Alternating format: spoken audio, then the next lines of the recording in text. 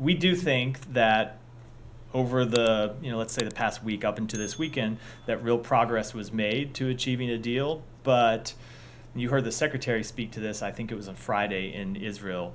Just by nature of these types of negotiations, when you get down to the end, when you make progress, the issues that remain are often the hardest ones. You don't usually solve the hardest issues first, you solve them last. And so some of the remaining issues that need to be resolved are some of the most difficult ones and areas where there is the most disagreement between Israel and Hamas.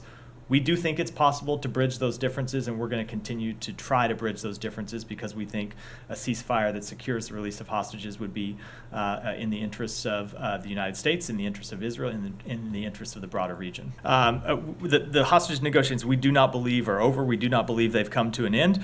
We believe that there is an ability to continue to pursue the release of hostages, and that's what we're going to continue to do. Is it the U.S. position that the Rafah operation should not go ahead at all, or that Israel can give assurances and can... Our position has been that it should not go forward in the way that they have contemplated, the way that you've heard us describe it for the past, I think it's 10 days now, that a full-scale military operation into Rafah would be a mistake, and it's not something that we can support.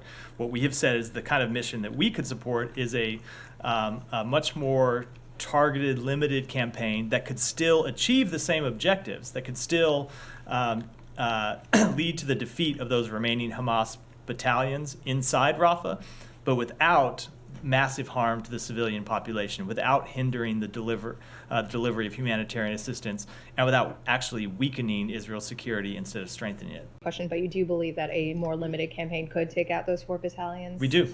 We do. And has Israel given any indication that they share the thinking that this is a possibility?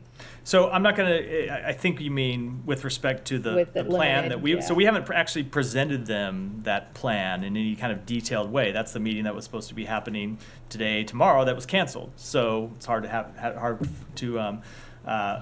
for them to react to something which they have not yet fully seen.